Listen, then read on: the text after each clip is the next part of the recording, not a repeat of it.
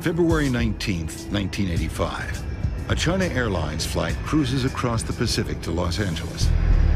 At 39,000 feet, it's racing towards the dawn. By now, the plane is nearing the coast of California. The plane runs into some stiff winds. Ladies and gentlemen, this is your captain speaking. We're experiencing some light air turbulence.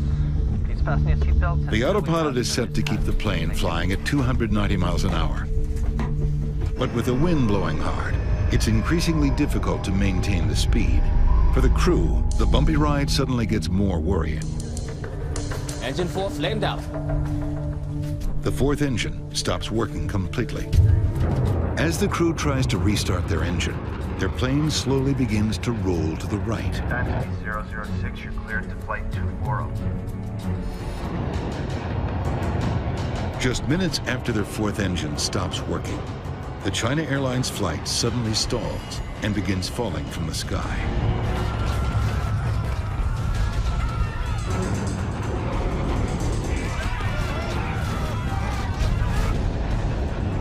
After months of painstaking recreation, the NTSB investigators believe they understand what happened inside the cockpit of China Airlines Flight 006. With the exception of Engine 4, the flight data recorder indicates that the other three engines were working the entire flight. Ignition negative! If the engines had all failed, there would have been a host of other problems, such as cabin depressurization. But that didn't happen. Engines 1, 2, and 3 are coming back. Finally, when we descended lower in altitude, 1, 2, and 3 came back. And we were able to reignite engine number 4. Engine 4 reignited. At the end of the dive, the crew had the plane under full power. It was a remarkable recovery. The NTSB team slowly pieces together a reenactment of the plane's near catastrophe over the Pacific.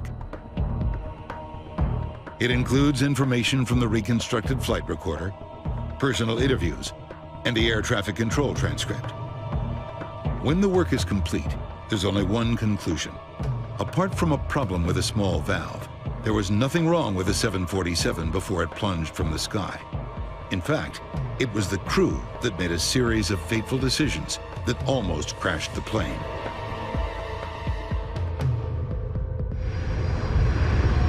Just after 10 o'clock Pacific time, Engine 4 on the China Air flight starts to lose thrust. Engine 4 is giving us weak thrust. The flight engineer struggles to fix the problem.